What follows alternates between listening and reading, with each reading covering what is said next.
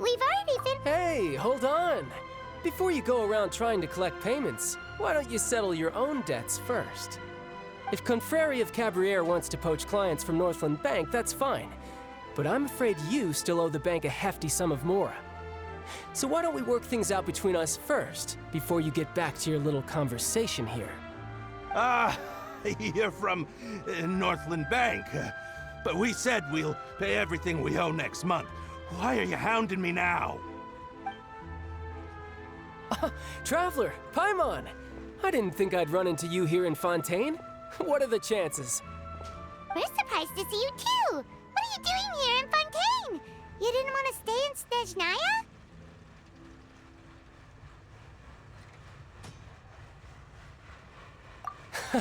Long story short, I've already been in Fontaine for some time now, and honestly, things have been pretty boring. But it seems that fate brought our paths together today.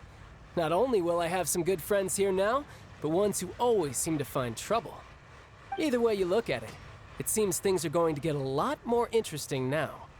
Pretty sure we'd want to avoid anything that you'd find interesting. Besides, our trip here has gone pretty well so far. Right,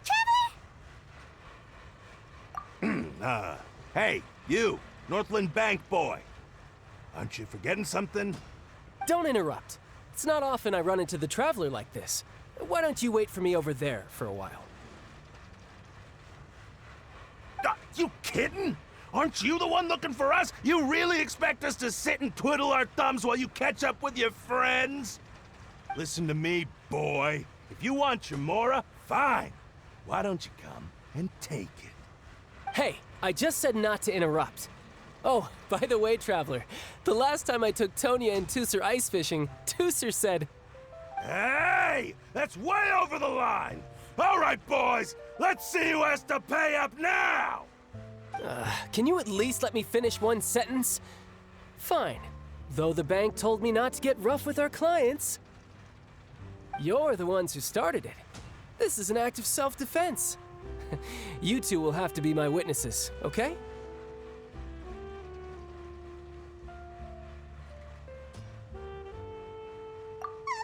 I'm sure this won't take long.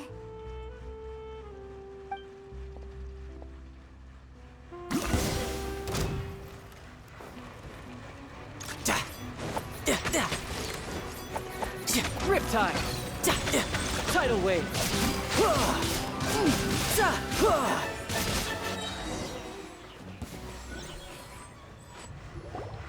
Oh, what's your deal, Brad? How are you so strong if you're just a staffer from Snezhnaya's Northland Bank? Wait, don't tell me you're... Oh, now you notice. It's a little late, don't you think? Just make sure you understand that you don't mess with Northland Bank. Got it?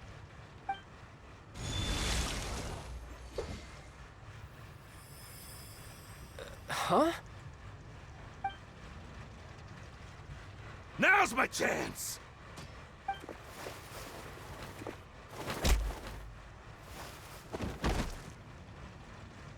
Huh. That was weird.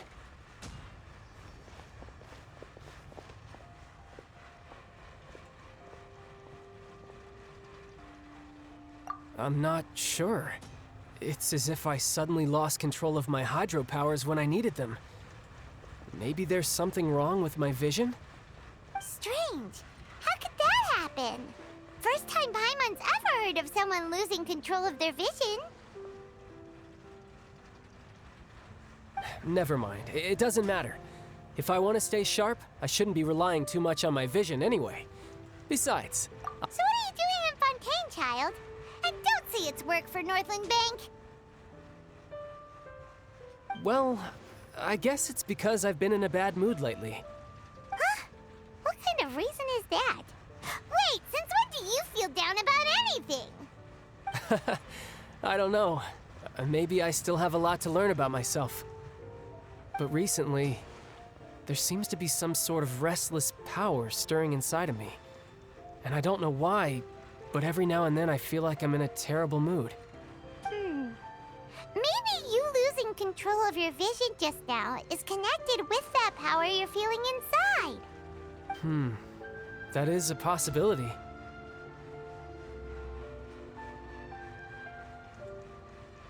I can't remember if I ever mentioned it before, but when I was 14, I fell into some unknown abyss. It was during that time I learned nearly all of my abilities.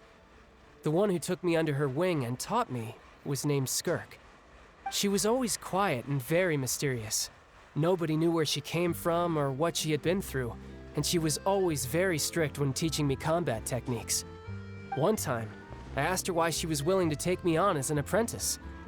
From what I could make of her answer, it was because I had awakened it, and traces of it remained on me. She said that all my combat training would be useful in the future. But what is it? What did you awaken? She never explained that, but my guess is that it's related to a dream I saw when I had just fallen into that abyss. In my dream, I was in the deepest depths of the sea, and the boundless seabed was all around me. But in front of me appeared a whale that was so massive, I felt like I couldn't breathe. A whale? Oh, that sounds familiar! When we fought against you before, you summoned a huge whale that seemed to leap at us. Is that the one? That's just an abstract form of a whale that I create using my elemental powers. It takes that shape because the scene I dreamt of the whale has always been stuck in my mind. I'll never forget it. So you used the whale as inspiration for one of your moves? Huh. Seems a little twisted to Paimon. So why don't you just go ask your master? Maybe she knows the answer. You make it sound so easy. Ever since the incident I experienced there, I've never stopped searching for Master Skirk and that unknown abyss. But it's been years now, and I've still found nothing. There isn't even a trace of the place where I remember falling into the abyss. Oh, it sounds like some kind of ghost story. Yeah, I'm out of leads at this point, but there's nothing more I can do.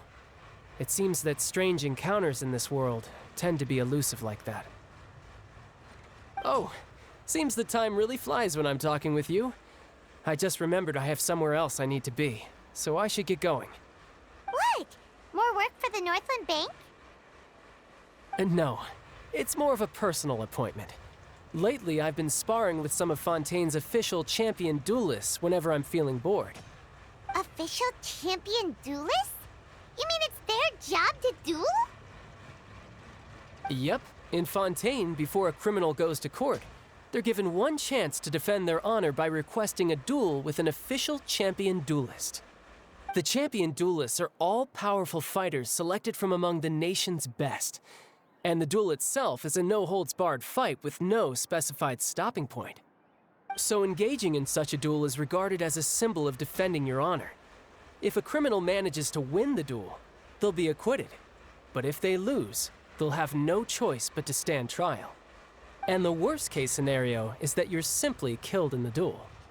Though it's rumored that Fontaine has a death penalty, from what I can tell, no one has ever been officially sentenced to death. So really, the only people who opt to duel are those who have suffered a grave injustice in being accused, or those who greatly value their honor. Otherwise, why gamble with your life? So, do many people actually get out of their trials by winning the duel? Apparently, it's exceedingly rare for anyone to actually win. Fontaine probably enacted this system as a way to show that the nation respects the honor of its citizens. Besides, none of the champion duelists are to be trifled with, which is exactly why I was itching to face them as soon as I got to Fontaine. Apparently, the one I'm meeting today, Clorinde, is the strongest of the champion duelists. I had been asking her for some time before she finally agreed to face me today. Well, that's Childe for ya. Paimon feels like we heard that name somewhere before. Clorinde. Huh. Oh, before I forget, I want you to have this. Huh? Your vision? You're seriously just giving it away? I'm just worried that it could become uncontrollable again. I'd be pretty upset if it got in the way of my duel, so I think I'll be better off without it for now. Besides, I just need you to hold on to it for a short while. I'll come retrieve it when I have some time later. Paimon knows what you're up to. You just want an excuse to come talk to us again, don't you? Whatever gave you that idea? I'll be in touch later.